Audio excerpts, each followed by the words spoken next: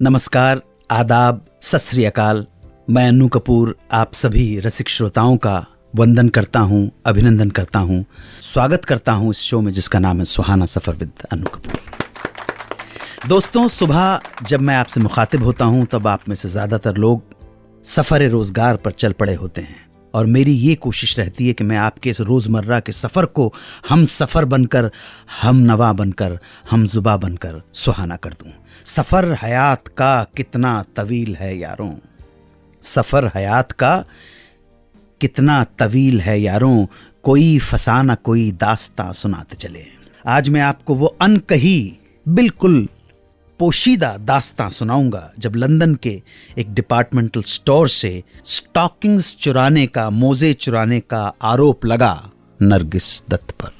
बात अदालत तक पहुंची, मगर कैसे ये खबर बच गई प्रेस और मीडिया से, इसका खुलासा करूंगा आज की महफिल में। और आज बताऊंगा कि कैसे मिली आर.डी. बर्मन को उनके करियर की टर्निंग पॉइंट वाली फिल्म तीसरी मंजिल। इसके अलावा आज बताऊंगा उन दो हीरोज के बारे में जो फिल्म के पर्दे पर 2 नहीं, 5 नहीं, 10 नहीं, 15 नहीं, 20 साल से भी ज्यादा वक्त तक स्टूडेंट बने रहे और कॉलेज जाते रहे। ये हीरो कौन थे, ये भी आज के ही शो में। और बताऊंगा उस म्यूजिक डायरेक्टर के बारे में जिसने अपनी एक फिल्म के बैकग्राउंड म्यूजिक को रिकॉर्ड करते हुए सिंगर को गागल्स यानी गले के गरारे करते हुए अपनी आवाज रिकॉर्ड करने को कहा। कौन था ये म्यूजिक डायरेक्टर, किस फिल्म का था ये बैकग्राउंड और कौन था वो गरारे करने वाला कलाकार। ऐसे ही कुछ रोचक किस्सों को पेश करने से पहले आज की सभा का प्रथम गीत। बात आर.डी. बर्मन की, बात उनकी पहली कमर्शियल फिल्म तीसरी मंजिल की। बहुत कम लोगों को मालूम है कि फिल्म तीसरी मंजिल के लिए आर.डी. बर्मन को एक ऑडिशन सा देना पड़ गया था। और ये ऑडिशन सा ना तो फिल्म के डायरेक्टर ने लिया, ना प्रोड्यूसर ने, और ना ही किसी म्यूजिक डायरेक्टर ने, बल्कि ये हुआ सब शम्मी कपूर के सामने। बात होगी 1965-66 की। नासिर हुसैन एक फिल्म बना रहे थे, फिल्म का नाम रखा गया तीसरी मंजिल। डायरेक्टर के लिए चुना गया था विजय आनंद को। इस फिल्म के लिए विजय आनंद की फर्स्ट चॉइस थे उनके बड़े भाई देव आनंद और म्यूजिक के लिए एस.डी. बर्मन। लेकिन हुआ यूं कि एक साथ 2 मुसीबतें आ गई। पहली तो ये कि देवानंद गाइड के वर्जन में व्यस्त थे, इसलिए वो नहीं कर पाए, और दूसरी कि बर्मन दादा की तबीयत खराब चल रही थी। तो फैसला ये हुआ कि देवानंद की जगह शम्मी को ले लिया जाए। मगर म्यूजिक डायरेक्टर को लेकर अभी भी कोई नाम फाइनल नहीं हो पाया।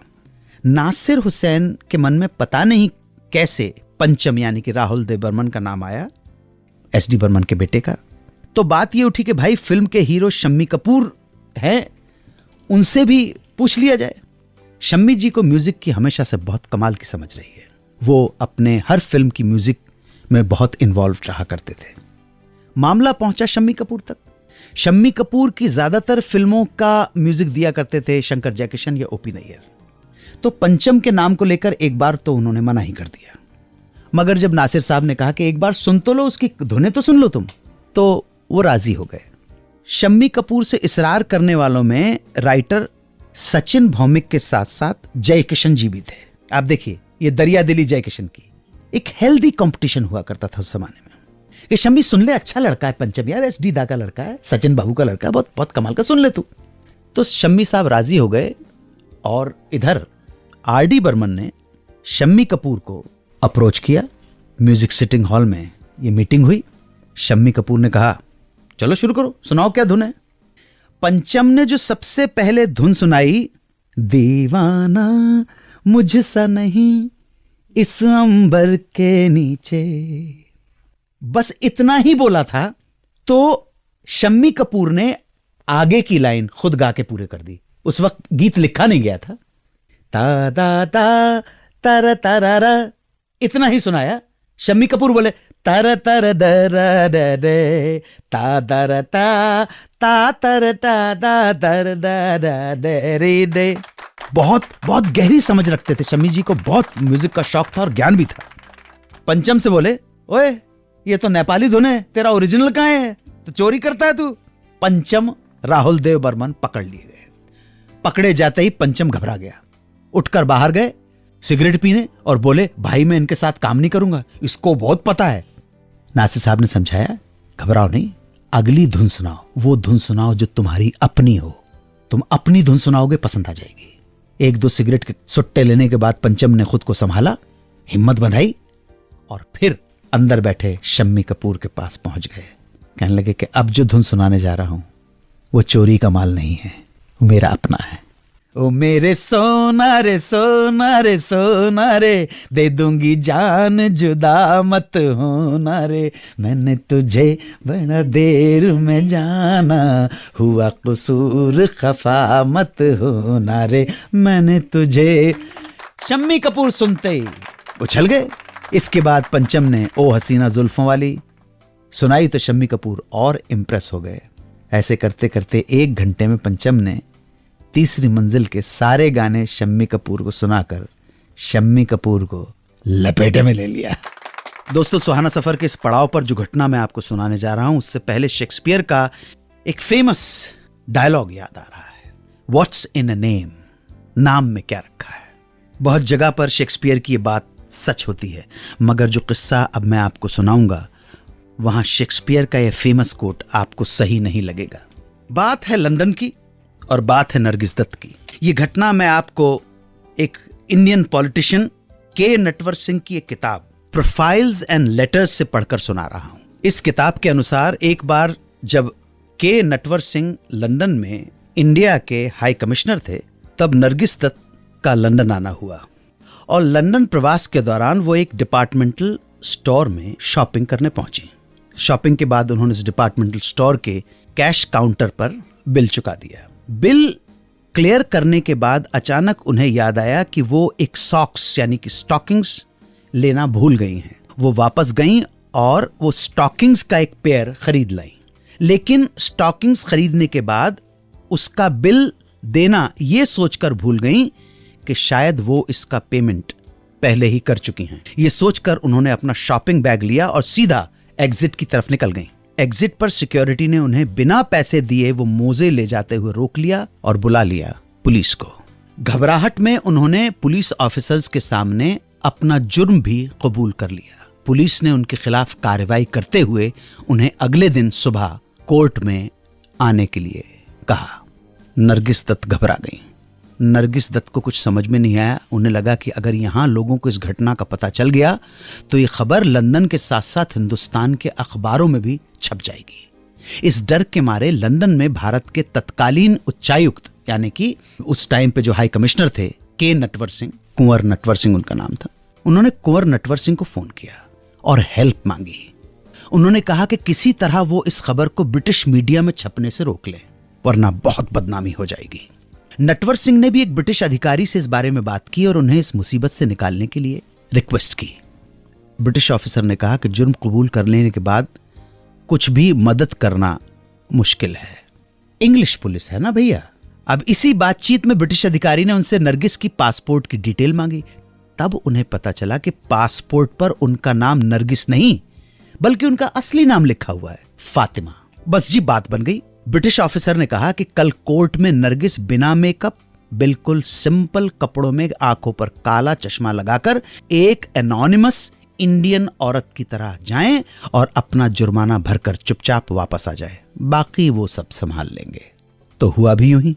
अगले दिन Nargis simple ordinary commoner Indian औरत की तरह पहुंची कोर्ट और फातिमा पर लगे जुर्माने को भरकर इस मुसीबत से बच गई। नटवर सिंह और उस ब्रिटिश ऑफिसर की वजह से किसी प्रेस को यह खबर भी नहीं हुई कि जिस फातिमा पर एक डिपार्टमेंटल स्टोर से मोजे चुराने का इल्ज़ाम है, स्टॉकिंग्स चुराने का एक्यूजेशन है, वो फातिमा हिंदी फिल्मों की मशहूर और मारूफ अदाकारा सितारा नरगिस दत्त है। तो बताइए, इस घटना को सुनने के बाद अब कौन कहेगा कि what is in a name, नाम में क्या रखा है। आज के जमाने में नाम ही सब कुछ है। नाम की वजह से ही तो सब कुछ बिक रहा है, कला भी, कलाकार भी। हर घड़ी चश्मे खरीदार में रहने के लिए कुछ हुनर चाहिए बाजार में रहने के लिए। हर घड़ी चश्मे खरीदार में रहने के लिए कुछ हुनर चाहिए बाजार में रहने के लिए। मैंने देखा है जो लोग मर्द बनते थे मस्खरे बन गए दरबार में रहने के लिए। मैंने देखा है जो लोग मर्द बनते थे मस्खरे बन गए दरबार में रहने के लिए। और अब तो बदनामी का शोहरत से वो रिश्ता है कि लोग नंगे हो जाते हैं अखबार में रहने के लिए। ये हमारे मीरा रोड के शायर हैं शकील आजमी, उनका लिखा हुआ शेर है। क्या बात है जनाब। अब बात कॉलेज लाइफ की। आप जानते हैं आमतौर पर एक आदमी अपनी कॉलेज लाइफ 3-4 साल में ख़त्म कर लेता है, थोड़ा बहुत अटक जाए तो 5-6 साल, 15-15, 20-20 साल तो कॉलेज में नहीं रहना पड़ता। मगर हमारी फिल्मों में जब हीरो डेब्यू करता है तो भी वो कॉलेज स्टूडेंट होता है, और जब फिल्मों से रिटायर हो रहा होता है तब भी वो कॉलेज स्टूडेंट बनकर ही रिटायर हो सकता है। रियल लाइफ में ये पॉसिबल नहीं है। रियल लाइफ में ये पॉसिबल है। विश्वास नहीं होता विश्वास तो जरा इन आंकड़ों पर नजर डालिए। पहला आंकड़ा है हमारे प्यारे काका यानी राजेश खन्ना का। राजेश खन्ना ने 13 साल तक कॉलेज स्टूडेंट का रोल किया था। उन्होंने पहली बार 1969 की फिल्म 1969 की फिल्म दो रास्ते में कॉलेज में एडमिशन लिया और पास आउट हुए कहीं जाकर 1983 की फिल्म सौतन में। तब तक वो निभाते रहे। पूरे 14 साल की कैद बामशक्कत के बाद सौतन फिल्म के बाद ऐसा हुआ, और सौतन फिल्म के वक्त राजेश खन्ना की उम्र 41 साल थी, 41 ईयर्स। हिंदुस्तान में 40 साल के आदमी के बच्चे कॉलेज जाने लगते हैं, मगर काका जी ने इस उम्र में भी अपनी कॉलेज की पढ़ाई नहीं छोड़ी। काका के अलावा एक और स्टार थे जिन्होंने काका के रिकॉर्ड को भी तोड़ दिया। ये स्टार थे भारत कुमार यानी हमारे मनोज कुमार जी।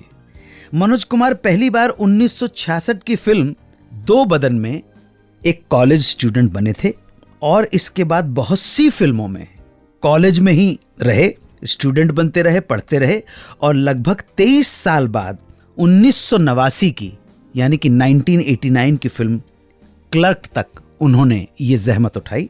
मतलब कि उनका कॉलेज स्टूडेंट का दौर चला पूरे 23 साल। आपको विश्वास नहीं होगा कि 1989 में मनोज कुमार की उम्र 52 साल की थी। मतलब जिस उम्र में आदमी नौकरी से रिटायर होता है उसी उम्र में हमारे मनोज जी ने अपनी कॉलेज की पढ़ाई कंप्लीट की थी।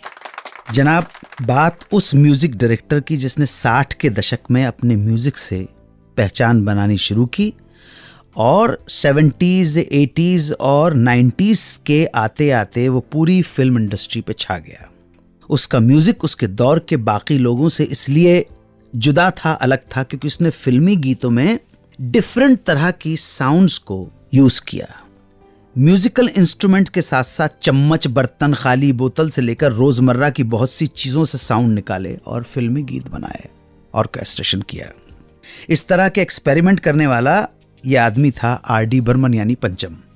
पंचम के बहुत से गानों में साउंड को लेकर उनके अलग अलग तरह के एक्सपेरिमेंट्स हमने सुने। जैसे शोले के गीत, वो गाना है ना महबूबा महबूबा, इसकी शुरुआत में खाली बियर की बोतल यूज की गई है। ऐसे ही फिल्म यादों की बारात के गाने में चम्मच का साउंड है, चुरा लिया है तुमने जो दिल को, चम्मच और ग्लास का साउंड।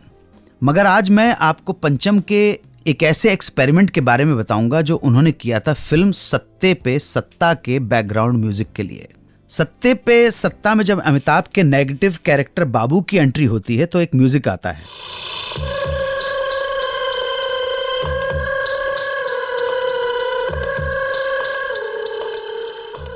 जब इसका म्यूजिक रिकॉर्ड किया जा रहा था तब पंचम ने अचानक बैकग्राउंड सिंगर एनेट पिंटो से कहा, पानी पियो पर पूरा मत पीना। अब उन्होंने पिंटो से कहा कि गरारे करते हुए अलाप गाओ। हाँ करो करो करो, और ऐसा ही हुआ। पिंटो ने गरारे करते हुए जो आवाज निकाली वही बन गई अमिताभ बच्चन के डबल रोल नेगेटिव कैरेक्टर बाबू की एंट्री का बैकग्राउंड म्यूजिक। अब बात बरसात के गीत की। यह गीत है साल 1975 में आई एक फिल्म का जिसका नाम था फरार। इस फिल्म में अमिताभ बच्चन, शर्मिला टैगोर, संजीव कुमार के साथ साथ सुलोचना, सज्जन, आगा और भगवान दादा ने भी अभिनय किया था। इस फिल्म को डायरेक्ट किया था शंकर मुखर्जी ने। फिल्म का निर्माण हुआ था अलंकार पिक्चर्स के बैनर तले। फिल्म की कहानी में क्राइम, मर्डर हॉस्टेज और लव अफेयर, इन चारों का मसाला है। इस फिल्म में यूं तो 5 गाने हैं, मगर इन 5 गानों में से 3 गाने एक ही गाने के अलग अलग वर्जन हैं, और यही 3 वर्जन वाला गीत हमारा आज का सावन का गीत है, जिसके बोल हैं, मैं प्यासा तुम सावन, मैं दिल तुम मेरी धड़कन, होना हूं तो। इस गीत के पहले वर्जन को गाया है लता मंगेशकर और किशोर कुमार ने, और यही वर्जन डुएट है।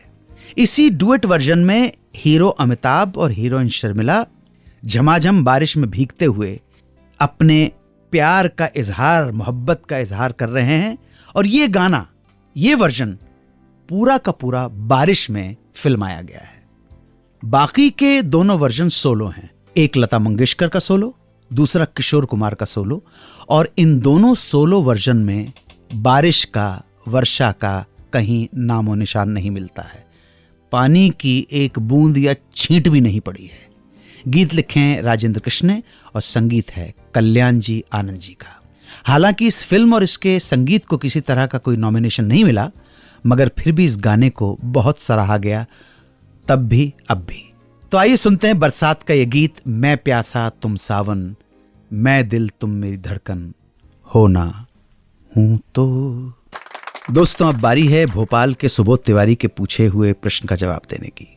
उन्होंने पूछा था कि रफ़ी साहब के गाए और शम्मी कपूर पर फिल्माए इस गीत में, जिसके बोल हैं, चाहे कोई मुझ जंगली कहे, इस गीत में याहू ये आवाज किसकी है, मोहम्मद रफ़ी की या किसी और की? सुबोध जी, जंगली फिल्म के इस गीत को गाया मोहम्मद रफ़ी ने। आप देखेंगे इस गीत में याहू को, इस लफ्ज याहू को बहुत जोर से चिल्लाना था, और याहू चिल्लाकर वापस गाने के नोट में आना था, जो कि आसान काम नहीं है, मुश्किल काम है। चिल्लाना और फिर गाना गाना संगीत में थोड़ा सा मुश्किल है, गले में खराश आ जाती है, सूखापन आ जाता है, गला खराब हो जाए, बहुत ज्यादा चांसेस है। तो साहब, फिल्म के म्यूजिक डायरेक्टर शंकर जयकिशन, शम्मी कपूर और बाकी लोगों ने इस प्रॉब्लम का हल इस तरह निकाला कि याहू याहू ये कोई और चिल्लाएगा, और उसके बाद रफ़ी साहब अपना गाना शुरू कर देंगे, जारी रखेंगे। याहू की ये आवाज दी राइटर डायरेक्टर प्रयागराज ने। हम जो इस गीत में याहू की आवाज सुनते हैं वो ना तो मोहम्मद रफ़ी की है, ना ही शम्मी कपूर की, बल्कि वो आवाज है प्रयागराज जी की। किनकी? प्रयागराज जी की। प्रयागराज ने बहुत सी हिंदी फिल्में लिखी हैं, डायरेक्ट भी किया है। झुक गया आसमान, सच्चा झूठा, धर्म करम, इन फिल्म्स के डायलॉग लिखे। नसीब, कुली, मर्द, सुहाग जैसी बहुत सी फिल्मों की स्टोरी और स्क्रीन प्ले भी लिखे। बात चलिए फिल्म जंगली की, जिसमें उनका राइटिंग में कोई क्रेडिट नहीं था, मगर उनके द्वारा बोले गए याहू का क्रेडिट कभी भुलाया नहीं जा सकता। उम्मीद है सुबोध जी, आप मेरे जवाब से मुतमईन होंगे। आपको सवाल का जवाब मिल गया। सुबोध जी की तरह अगर आपके मन में कोई सवाल जागे, कुछ जानना चाहते हैं, आप हमसे पूछ सकते हैं। अपना सवाल हमें SMS के जरिए भेज सकते हैं। SMS कीजिए, लिखिए बिग स्पेस सुहाना सफर, अपना मैसेज या सवाल लिख के हमें भेज दीजिए 55454 पर, 55454 पर। आप खुश रहें, आबाद रहें, मुंबई रहें या अहमदाबाद रहें। जय हिंद, वंदे मातरम।